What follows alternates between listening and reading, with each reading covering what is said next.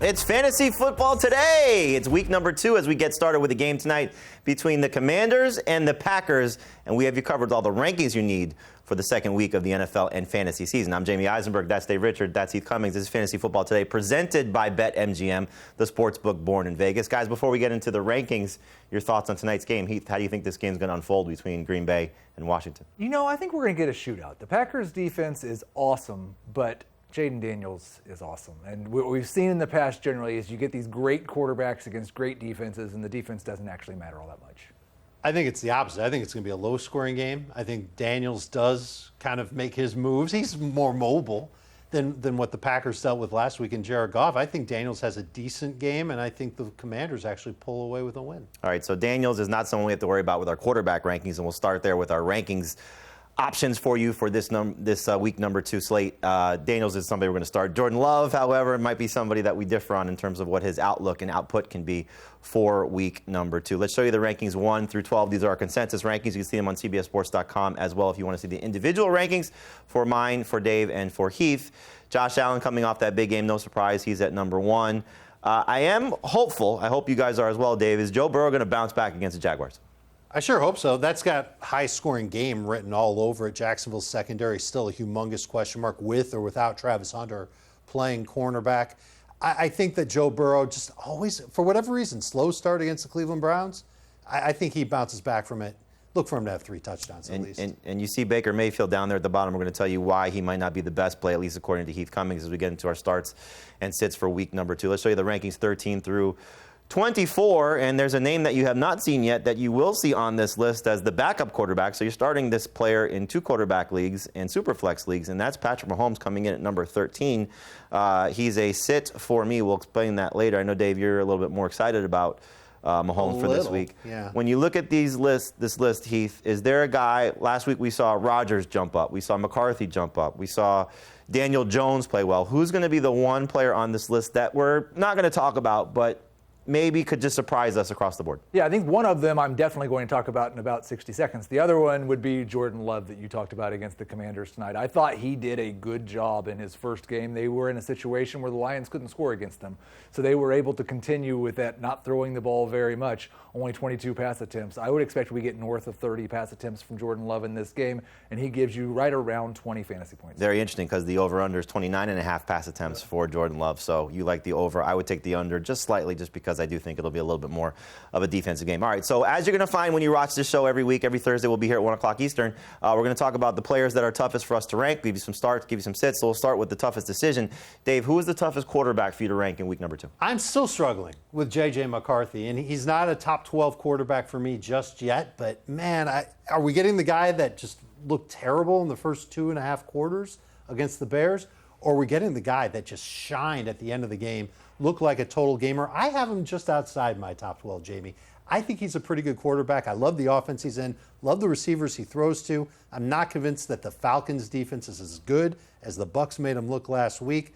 I think he is a borderline start this week.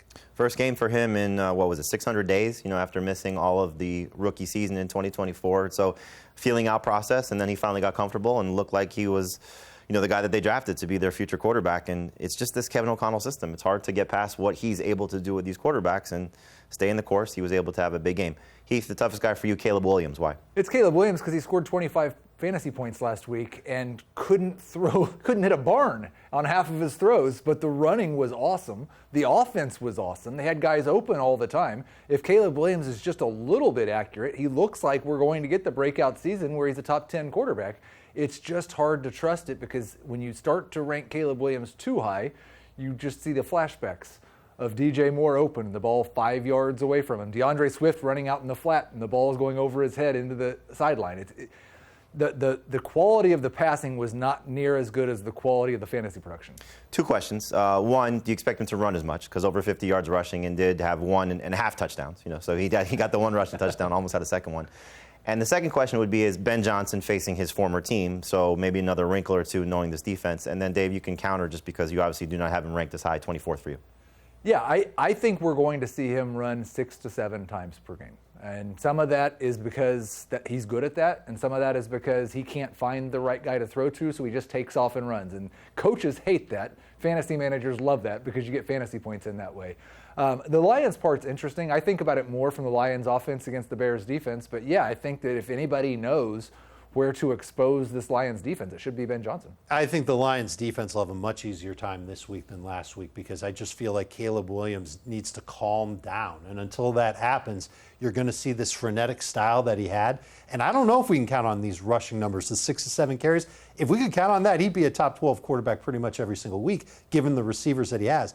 And as for Ben Johnson, like as far as him in the offense goes, I'm not sure how much of the playbook Ben Johnson is willing to actually open up in this game because Caleb Williams can't do the easy things consistently well. He makes me nervous. I'd rather start a bunch of other quarterbacks. Again, having him 24th, that makes sense. I think as we're all just consensus-wise, you see a number 2 fantasy quarterback for us. So despite the big performance, just be a little bit cautious with him as a starter in a 1-quarterback league. So the toughest guy for me, and it's a start for you, Dave, is Bo Nix because he looked awful in week 1 against Tennessee. And a lot of people questioning, is he going to be the C.J. Stroud? Is he going to have the guy that has the sophomore slump after a great rookie season, especially the way that he finished his rookie year? So he's still a number 1 quarterback for me, but a borderline guy. And I think pretty close for all 3 of us here just because 10th or lower.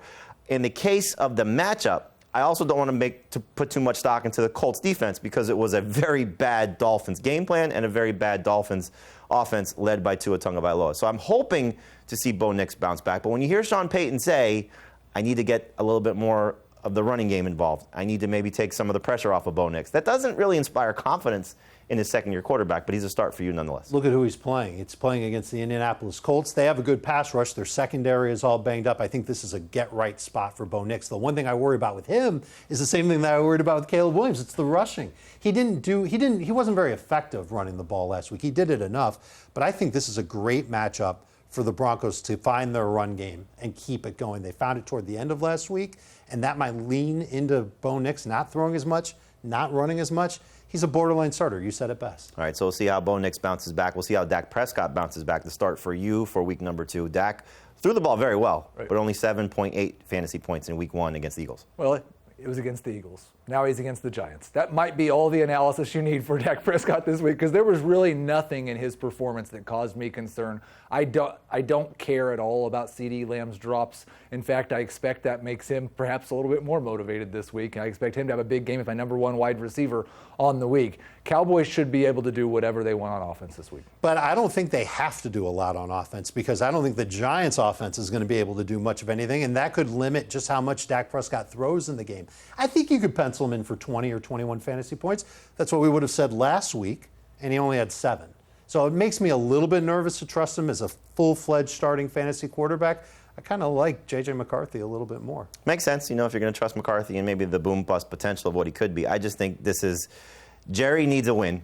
Dak's going to be the guy to go get Jerry a win, and they're going to do it by a lot of aerial attack performance that way. Get CeeDee Lamb back on track. No Micah McFadden, the tight end, has a lot of opportunities here. Maybe even George Pickens gets a splash play. And I don't want to buy into Javonte Williams. I was going to say, if they're trying to run the ball, they're still going to be throwing on 3rd down. Yes, and the one thing, just in regards to Javonte Williams, we have coming up later in the show, Robert Turbin, former NFL running back, joining us. We're going to break down some of the more surprising performances from week number 1. And his guy is Javonte Williams and just what he was able to accomplish. So we'll talk about Javonte a little bit more. For me, my start is the start of the week. It's Jared Goff. I like the opportunity for him to bounce back.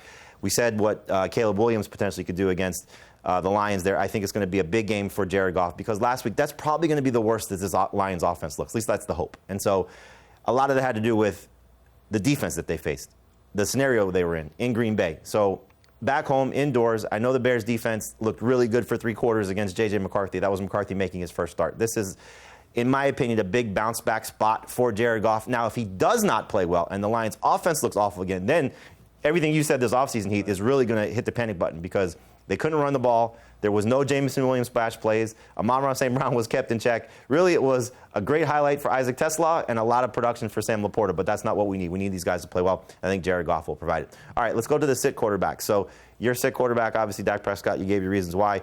Your sit quarterback, though, is very, very tough for a lot of people to get away from, and that's Baker Mayfield. It'd be easier to get away from if he hadn't thrown that 3rd touchdown pass to Emeka Egbuka last week because he really was not very good outside of the touchdowns. 152 yards passing, 53% completion percentage. And last year, he was a very touchdown-dependent quarterback. That worked out fine because he posted an astronomically high touchdown rate. This week, they have an implied team total of 20 total points.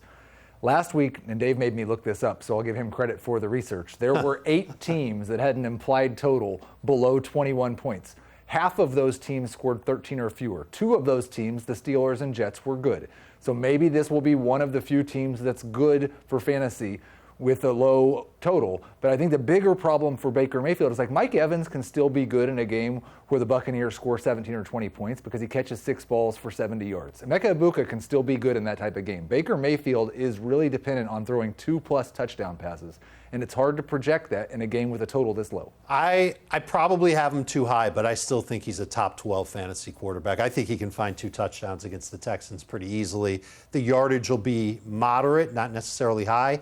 I just don't know how well Tampa's going to be able to run the ball in this game. And people who have Bucky Irving don't want to hear that. Thank goodness that Bucky Irving caught a touchdown pass last week. I think Bucky can make some plays through the air again this week. I think that's how the Bucs navigate around this Texans offense. Get the ball out quick, attack the middle of that defense, and then look for Egbuka and Evans. Those touchdowns to Egbuka last week, excellent throws by Baker Mayfield. He's still on his game, so I want to start him on fantasy football. We'll see how Baker does. It's surprising that they are underdogs on the road, especially the way the Texans offense look, right, more so than the defense. Defense still very good. For me, I'm going to sit Patrick Mahomes. Last week, I think you got, I don't want to say lucky for him to get, as a top 10 quarterback last week, but you just look at the scenario right now. No Xavier Worthy, no Rashee Rice facing an Eagles defense, getting Jalen Carter back.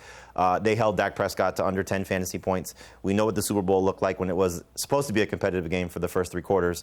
Mahomes was miserable. He did get 2 touchdowns late in the game. Dave, I'm surprised you're still as high on Mahomes. This is another guy that I have to move down because I kind of feel the same way about him as I do Dak Prescott, where the number is like right around 20, 21 fantasy points. You can't expect much more than that. But the difference between him and Dak Prescott is that I don't see a game script where Isaiah Pacheco runs wild on the Philadelphia Eagles. I don't think that that's happening at all. So Mahomes is going to have to throw a lot in this game. And if he's throwing a lot, he can still find his way to a couple of touchdowns. And he'll run. He did it last week. He's going to have to keep doing that. So I think he could still be a top 12 fantasy quarterback, not nearly as high as you see here. All right, so Dave's still very confident in Baker Mayfield and Patrick Mahomes. Heath's trying to sit Baker Mayfield. I'm trying to sit Patrick Mahomes. You might have some quarterbacks that are available on the waiver wire who could help you for week number 2. All right, we're going to take a break. When we come back, Robert Turbin joins us. We're going to talk about the running back rankings for week number 2 and maybe some surprise starts and sits for your week 2 lineups.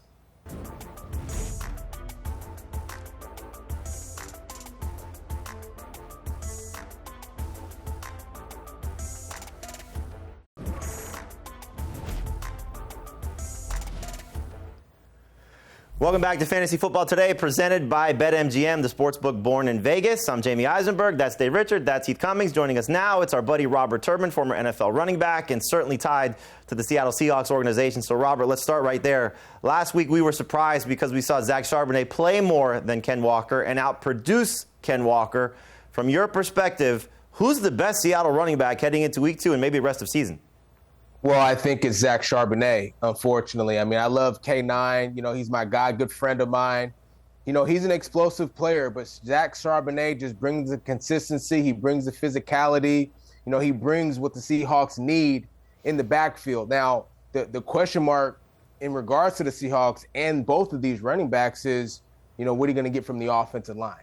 And to me, the offensive line play, especially when you watch the tape, a little soft. And so that could be, a negative for both of these running backs moving forward. But if I had to choose one of the two, I'm going with Charbonnet. All right, let's see where Charbonnet and Ken Walker rank for us this week as we take a look at the consensus rankings for our running backs, starting with the list 1 through 12 here. This is, again, the list combination of myself, Dave, and Heath. And so when you take a look at the 1 through 12 list, you're not going to see any of the Seattle running backs here. Heath, you were the Devon Achane guy all offseason. Are you still as confident after seeing this Dolphins offense that he can get the job done even in this matchup against New England? RB1 this week. He's getting all the touches he needs. Listen, you're having a hard time protecting Tua Tagovailoa. He's having a hard time being accurate downfield. How about you just dump it off to the best pass-catching running back in the NFL? Robert, when you see Bucky Irving in the performance that he had in Week 1 against Atlanta, how do you think he's going to do against that tough Texans defense this week?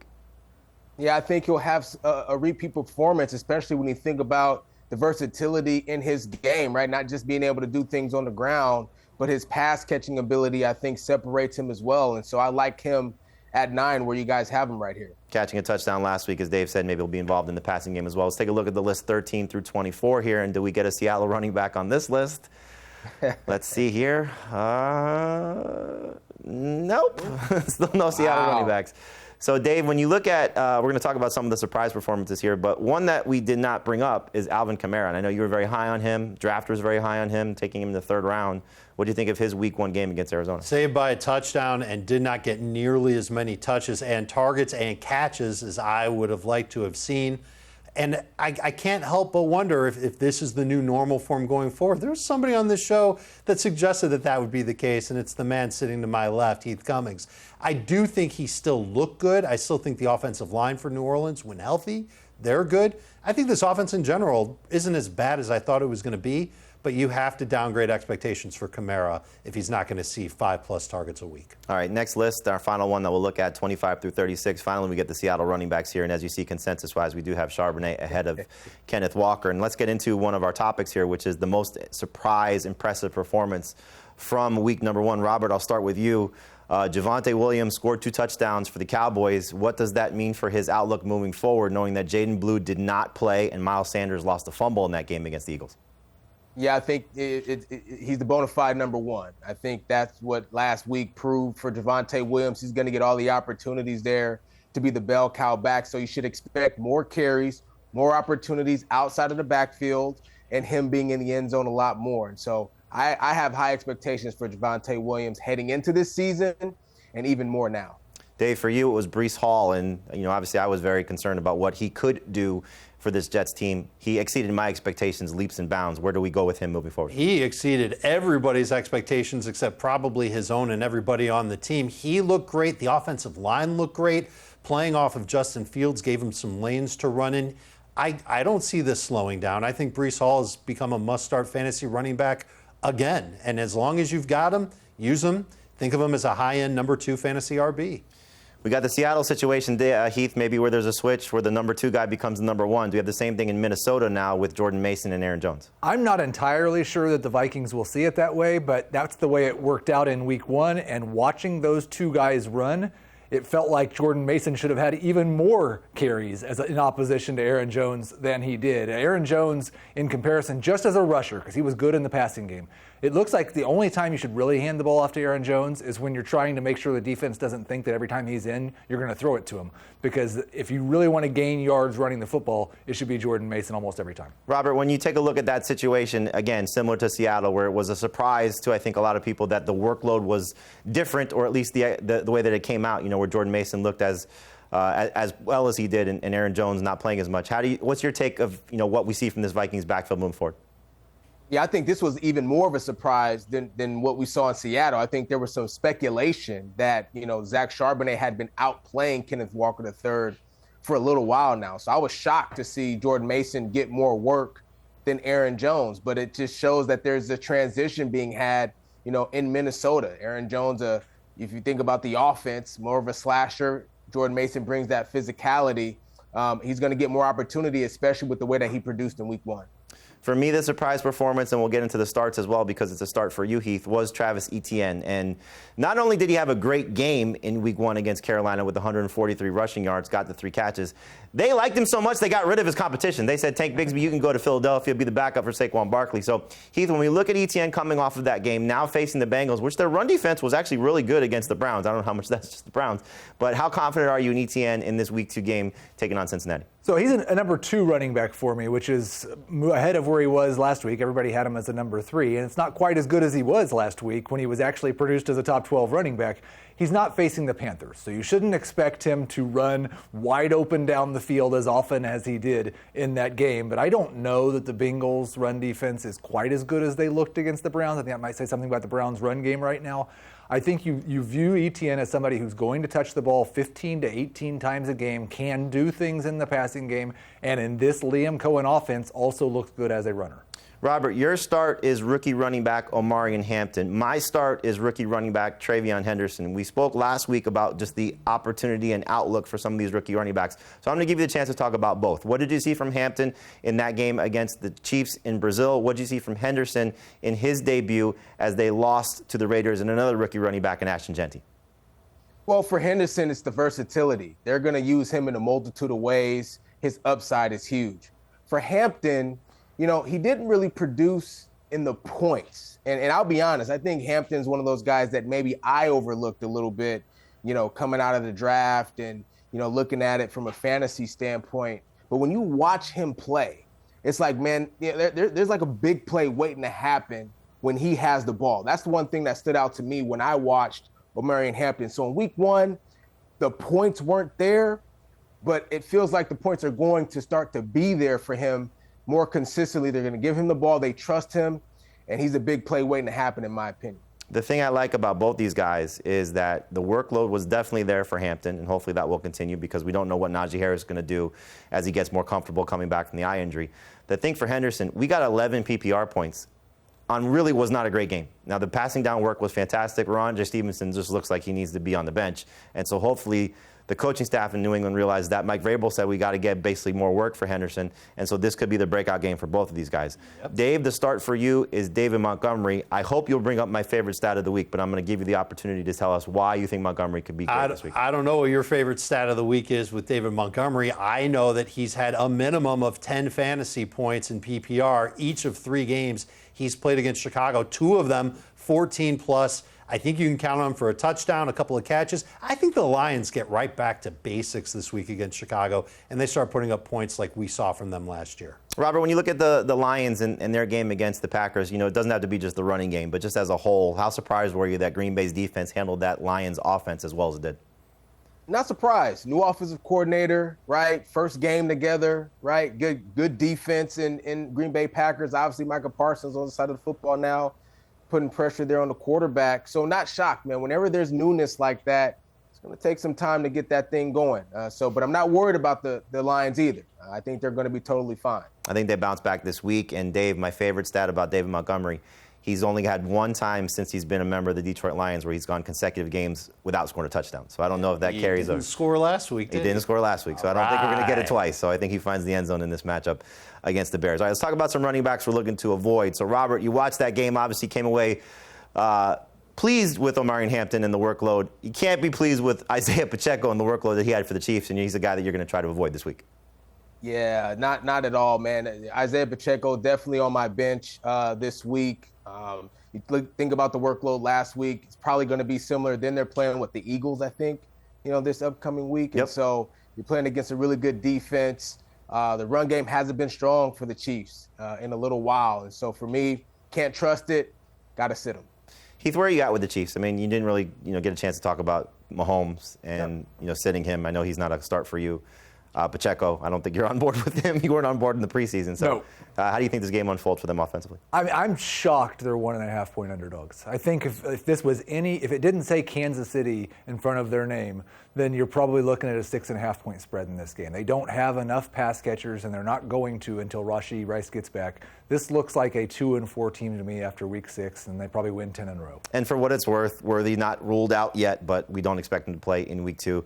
Coming off the shoulder injury. All right, Dave, a guy that you're sitting this week is Tony Pollard, which I know Heath is probably not going to agree with. So let's have a little Tony Pollard conversation here. So let's just start with the matchup. He's going up against the Rams. I think the Rams everybody's going to do a great job against the Texans' run game, but they're a tough run defense.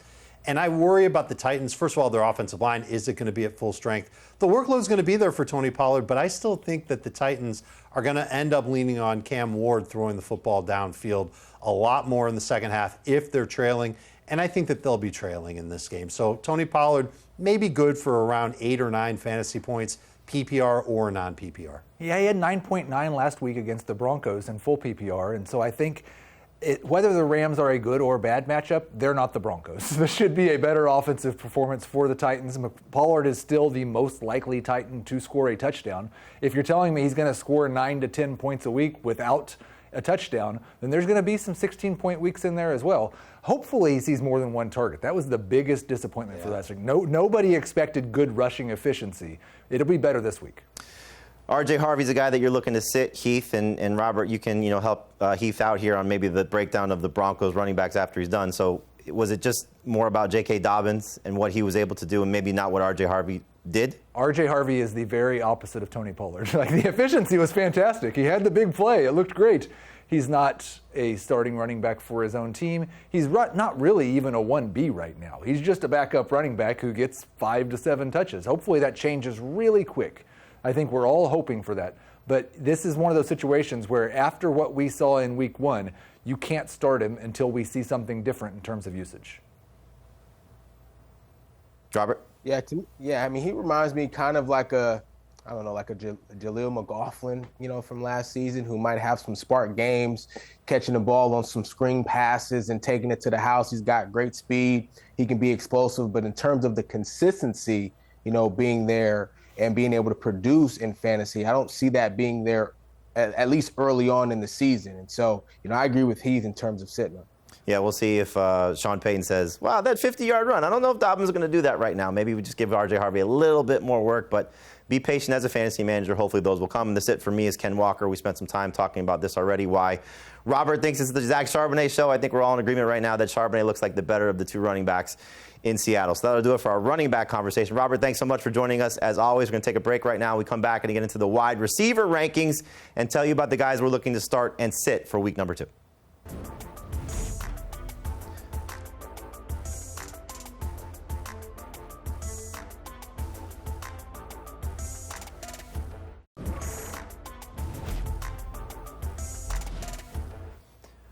Welcome back to Fantasy Football Today, presented by BetMGM. Let's take a look at our wide receiver rankings for week number 2. We'll show you the consensus rankings 1 through 13, and we'll kind of talk through some of the tougher players to rank for us. No real tough ones here on the top of the list. Of the guys, though, Heath, who struggled in week 1, Chase, Neighbors, St. Brown, Brian Thomas, Nico Collins. I hate this. Which one bounces back for you the easiest? Like, which is the no-brainer? Jamar Chase, but I am hopeful that they're all going to bounce back. We're still ranking them all as top 12 wide receivers. We're acting like there's really no concern. So hopefully, like if they put a similar performance in week 2, we'll have to have a different conversation. I'll tell you who I'm a little worried about is Nico Collins. It has nothing to do with the matchup. It has everything to do with C.J. Stroud, how he operated, how his offensive line operated, and what that means moving forward for Nico. Let's show you the list 13 through 24. And yes, hopefully C.J. Stroud can get him going to the level that we expected for Nico Collins. Top 4 wide receiver for me, top 7, I think, overall for almost everybody. So we get to two of the guys on this list that were tough for us to have some ranking spots for them. One guy is Tyreek Hill for me. One guy is Zay Flowers for you. So Dave, start with Zay Flowers. Why was he tough to rank? Dude, I am worried that he's going to be the toughest guy for me to rank every single week this season because he showed in week 1 that he's super talented and he got a ton of targets, and Lamar Jackson barely even threw the football. Is this going to be the new normal for the Baltimore Ravens? I feel like we need to see that over and over again before we really count on that happening. Or does he go back to what he was the first 2 years of his career, which is boom weeks every so often, and then a lot of duds, a lot of disappointing weeks along the way. I think he's obviously talented, but this is a Browns defense. Whatever they did last week to Joe Burrow, man, it came out in the numbers for Jamar Chase and T. Higgins, and so it made me nervous about just putting Zay Flowers that much higher in my rankings. I feel like a broken record. Amazing talent, questionable situation, and now throw on top of that in week 2, a difficult matchup. It makes my head spin about exactly where to put him. Listen, he's a sit for me. Exactly a lot of the reasons you said, and his history against Cleveland, not great. In 4 career meetings, he's averaging just over 10 PPR points per game. No touchdowns in those 4 meetings. So I hope what we saw last week is a sign of things to come, because it'd be fantastic, especially the more Zay Flowers fell in drafts. But I'm just a little bit concerned that what they did to the Bengals receivers in terms of the Browns defense, they do contain Zay Flowers a little bit in this matchup.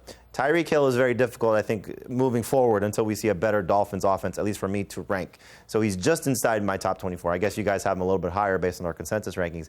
Heath, when you look at Tyreek Hill, we're not going to bring up the off-field stuff that he might be dealing with right now. Just from an on-field perspective, Tua looked awful. The offensive line's a mess.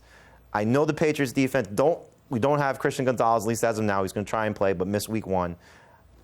If you have him, you're starting him. Right. But what's the expectation level? I don't think you can have an expectation. It's just you have to start him, and that's the same way I feel about Zay Flowers, really. Like, you do what Zay Flowers did in week 1, I'm not putting you on my bench. especially for a young guy like that. We've seen Tyreek Hill, even last year when Tua was healthy, this was still an offense that was successful passing the football. The Patriots just gave up 364 yards to Geno Smith.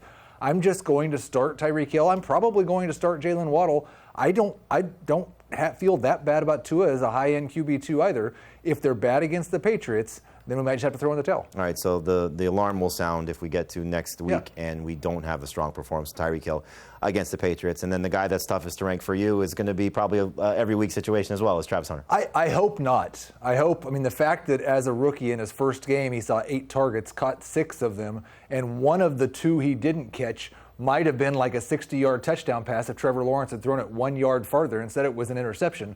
It was a very encouraging debut where he barely played on defense. But now we get to talk about he's going to play a little bit more on defense. Now, what does that mean? We were sitting in this room and we saw Pete Prisco talking about how he might start on defense and play most of the snaps. If that happens, then we're never going to know what to do with Travis Hunter. Hopefully it's just a small uptick in terms of defensive play, and he's still a full-time wide receiver. For now, he's a boom-bust number 3 wide receiver. Let's talk about the guys we're looking to start for this week. And for you, Dave, it's Jameson Williams. For you, Heath, it's Jacoby Myers. For me, it's DK Metcalf. I'll just get DK out of the way real quick. Revenge game. He's taking on his former team with the Seahawks. I was encouraged. 4 catches, 83 yards last week against the Jets, where he was getting shadow covered by Sauce Gardner, but still able to give you 12.3 PPR points. I hope that's the floor most weeks. So no touchdowns, despite the fact that Aaron Rodgers threw for 4. So the fact that Rodgers played well is encouraging. Hopefully DK Metcalf carries that over against his former team. Tell me why you like Jameson Williams. Well, Seattle's changing their cornerbacks too, so that's even better because now they've got some guys starting that might not be as experienced and might not be as ready for DK Metcalf. I think Jameson Williams has one of the highest ceilings in fantasy. I think the Lions are going to go right back to where they were last year. They're taking on the Bears. Their secondary was not so great by the time the game ended against the Vikings in week number 1. They're getting Jalen Johnson back. I don't think Jalen Johnson will necessarily be on Jameson Williams. He's a good number 2 wide receiver this week. I'd have a hard time criticizing the Bears secondary at all. They gave up like 143 yards passing in that game. And Jameson Williams had it was 20 attempts. 2% route win rate last week in the new offensive scheme for the Lions. I think he's still a boom-bust number 3 wide receiver, and he does have a lot of upside on a weekly basis, but there's absolutely zero floor for Jameson Williams. Did average over 15 PPR points per game in his home games last year. So hopefully going back home, we know is usually pretty good for Jared Goff in this offense. So I do have some encouraging feelings for Jameson Williams to bounce back, but understandably so. It's going to be a little disappointing if he's not running the type of routes that we want to see. All right, let's go to Jacoby Myers, one of the most underrated wide receivers in fantasy year in, year every out. Every year. And week 1 could not have been more encouraging for him. In the Chip Kelly offense, they lead the league in pass rate over expected. This was not a run-heavy offense of any kind at all. And then over 55% of their targets go to 2 guys, Jacoby Myers and Brock Bowers. It's wheels up for Jacoby Myers. Full PPR, he's a wide receiver 2. 8 of his last 11 games going back to last year, 13.7 PPR points or more. He just gets the job done, and floor every time he just gets overlooked by us in drafts. So maybe should have been a number 2 wide receiver, especially after Amari Cooper decided to retire. The sit wide receivers for us for week number 2. For you, Heath, it's Michael Pittman. For you, Dave, I'm surprised, Ricky Pearsall, and I'm sitting Zay Flowers. So Pittman, is it just because he's going to see a lot of Patrick Surtain? You can just say that name and we can be done. That's all you need. The Denver Broncos don't start a wide. Like maybe if it's a top 12 wide receiver, you start him against the Broncos and hope they finish as a top 25 guy, but don't start Michael Pittman against him. He's not playing against Miami anymore. Why Ricky Pearsall? Because it's Mac Jones under center, and I'm just not sure what to expect from Mac Jones or the 49ers offense. And I thought the Saints secondary was okay. Obviously, they gave up one big play to Marvin Harrison. There was another one that was for the taking that Kyler Murray missed. I think Ricky Pearsall isn't going to be like Brian Thomas Jr. was last year. He's more of like a flex play than he is a surefire number 2 fantasy wide. I don't know. It's Juwan Jennings not there and George Kittle being out, and the fact that what we saw just last year with what the backup quarterbacks did for Kyle Shanahan, even Josh Dobbs, who doesn't throw the ball very well. Brian Thomas. And what Brian Thomas did with Mac Jones. That's a different receiver on a different team. Totally. But Mac Jones showed you, hey, I know that guy can catch, and I'm going to throw it to him. And it's a small sample size. 4 games in his career with at least 6 targets. 4 games over 14 PPR points. Let's see him do it with Mac Jones. That's all I'm saying. I would have said the same thing about Brian Thomas, and Brian Thomas was a superstar last year with Mac Jones. All right, we're going to take a break right now. We come back and get into the tight ends that you're starting and sitting and looking at the rankings for week number 2.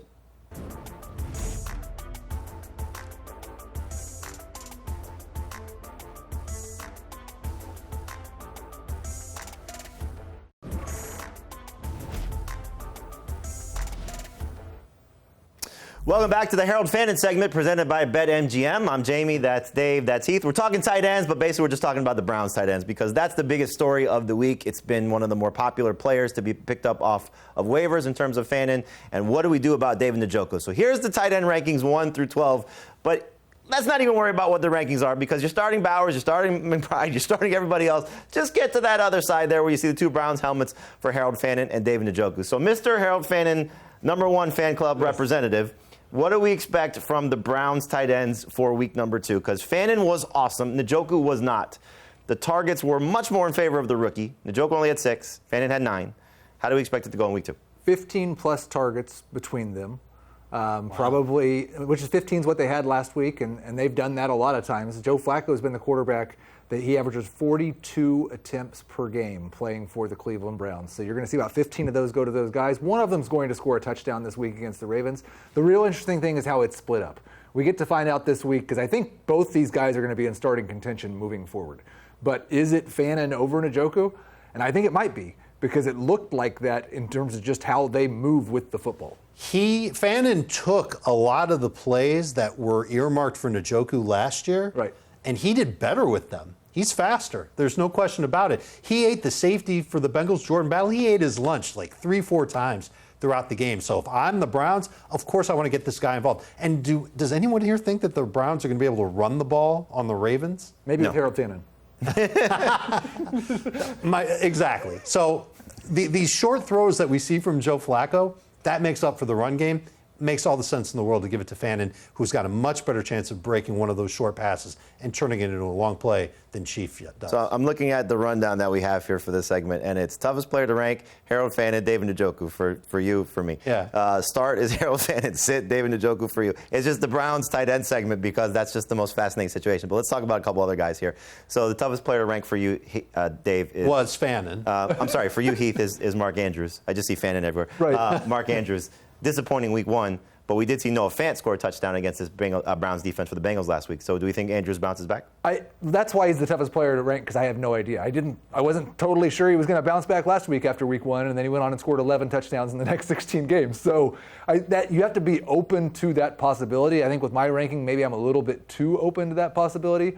But Mark Andrews has been a huge – they chose to keep him around even after the disaster at the end of the playoffs. They had his back all offseason. He's been a huge part of this organization for half of a decade. It's hard to believe he's going to see 1 target per game moving forward. And there's going to be some weeks where if he does get 1 target, it might be a touchdown, and he scores 8 points on it anyway. So he's going to be a difficult guy. But I think he's directly connected to one guy we talked a lot about in the wide receiver segment. If we see his role continue to be diminished, then I don't know that we have to worry about where we rank Zay Flowers because he's just going to be a star. Right. If, just yes or no question, if Andrews stinks this week and likely is healthy week 3, are you dropping Mark Andrews? Yeah. Yeah. Okay, makes sense. All right, so the starts for you, Harold Fannin, no surprise. For you, it's Brenton Strange. Why? Because he's taking on the Bengals defense that allowed numbers to Harold Fannin. He's no Harold Fannin. He is no Harold Fannin. He's more Njoku than Fannin. But I like the way that the Jaguars got him involved early on last week. And if this is going to be a high-scoring game between the Jaguars and the Bengals, Vegas seems to think so. Everybody here seems to think so. I think Brenton Strange could end up having 4 or 5 catches, 50 or 60 yards, maybe find the end zone on top of it. Good streaming tight end this week. Got off to a great start. 3 catches in the first quarter last week against the Panthers. Only finished with 4 catches. But Pete Prisco all offseason saying how much the Jaguars wanted to involve Brenton Strange. And we saw that, and especially, you want to talk about tight end being tied to a wide receiver. If Travis Hunter's spending a lot of time on defense, Brenton Strange may see a bigger role on offense. For me, I'm going to start Juwan Johnson, another popular waiver wire addition this week. Played 99% of the snaps last week. Now, the matchup is a lot tougher this week, taking on the 49ers and Fred Warner, but I still think Juwan Johnson's involvement, his opportunity, the way Spencer Rattler's looking for him, Johnson could be considered a starting tight end. So the tight ends that we're sitting this week, David Njoku for you. For Heath, it's Dalton Kincaid. Why?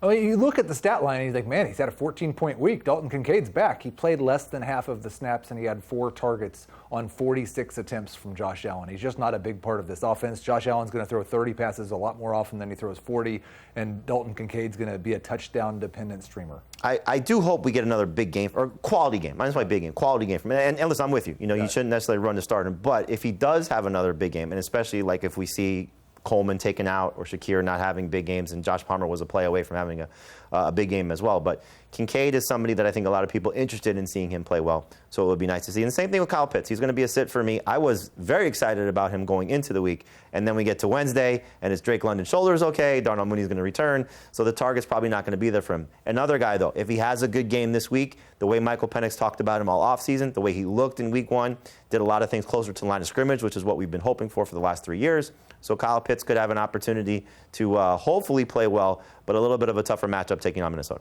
15 games last year where he played with London and Mooney in this offense, and it was with Kirk Cousins, averaged less than 8.5 PPR points per game. And for what it's worth, his last 3 games against Tampa Bay, he destroys them. Everybody else, he tends to struggle. So we'll see how he does against Minnesota this week. All right, we're going to take a break. When we come back, it's all your questions. Ask FFT next here on Fantasy Football Today.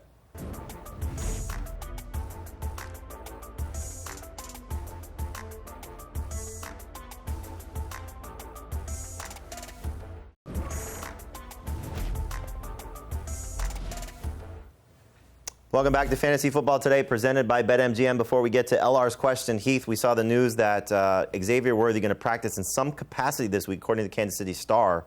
If he plays, are you starting him? No, and I don't expect him to play. Okay, so just maybe getting some rehab work off the side, Right. but very encouraging Right. that he may not be out for multiple weeks as we initially expected after getting hurt last Friday against the Chargers. All right, LR wants to know, should I trade Ja'Cory Krosky-Merritt for Emeka Egbuka in PPR? Has a lot of running backs. Dave says yes. Do it. Do it in a heartbeat. Yep, I would agree. Next question. Which side is better in a trade? Travis Etienne, CeeDee Lamb, or Christian McCaffrey and Emeka Egbuka? So, Dave, which side would you rather have, Etienne and Lamb or McCaffrey and Egbuka? I would lean toward McCaffrey and Egbuka, especially if catches count for anything. I'll take Etienne and Lamb. McCaffrey and Egbuka might be better for the next 5 to 6 weeks, but I think later in the season, Etienne and Lamb. Chris Godwin coming back is a little bit of a potential problem for Egbuka, so I would take the Lamb Etienne side slightly as well, but a fair trade. Next question. I got a tough one this week at Flex. Deebo Samuel or George Pickens in full PPR. So, Heath, which receiver do you like better? Deebo, and it's not that tough for me. Yeah, I agree. I think Deebo Samuel, who plays on Thursday, should have the better game than Pickens. In my league, I would go with Deebo Samuel as well. Next question. Who would you rank out of these 3 in full PPR? How would you rank these 3 in full PPR, Heath? You got Kelsey, Tillman, and Kayshon Boutte. We probably should have mentioned Travis Kelce after basically his involvement, just barely scoring a touchdown in week 1. I'm still rolling him out there this week as a top 5 tight end, and I'd start him over both these guys pretty easily. I think I'd start Tillman ahead of Kelsey just because I think the Browns are going to have to throw a lot, but Boutte's going to be 3rd on the list. Yeah, I think Boutte's definitely 3rd. I would probably go with Tillman as well. Interesting league, though, where you can start either tight end or wide receiver. Next question. Javonte Williams or Krosky-Merritt in a non-PPR league, 16-team leagues. Oh, I'm sorry, trade. So would you trade Javonte Williams for Krosky-Merritt? I would not make that deal. Who would you rather have rest of season? Javonte Williams. Okay, I'll take Krosky-Merritt rest of season. I think I'd take Krosky-Merritt as well, just because I feel like he's on a better offense. It's a standard scoring league, Yep. so the catches for Javonte won't matter. But the 2 touchdowns do, though. Last one. That's in the past. Full PPR, sit 1. Nico Collins, Cortland Sutton, Jameson Williams, Deebo Samuel. All right, so you're sitting J-Mo or Deebo Samuel. It's going to be an interesting conversation here. Who are you going with? I will sit Deebo over J-Mo because I love the upside for Jameson. I will sit Jameson Williams. I'll sit Deebo, but they're almost back-to-back for me, so Yeah. tough call, but easy to start Nico Collins and Cortland Sutton. All right, that'll do it for our questions. We appreciate you sending them to us. Again, always use the hashtag AskFFT. It's the best way to find us, and we can help you with all of your fantasy dilemmas. So we got a fun game tonight. We're going to see the Commanders and the Packers, and we have a fun rest of week for you. So make sure you check out our Fantasy Football Today podcast. We have our AFC home games up already with the podcast that we had this morning. We have the NFC home games tomorrow. We'll see what Adam Mazer does to get Dave Richard on the game of the week. So it's always a fun show. Make sure you check us out wherever podcasts are available. You can also follow us on YouTube. And don't forget, Sunday morning at 11:30 a.m. Eastern, we have you covered with all of your start-sit questions, getting you set for week number 2. For Heath Cummings, for Dave Richard, for Robert Turbin, and our great production staff, I'm Jamey Eisenberg. Thanks for watching Fantasy Football Today.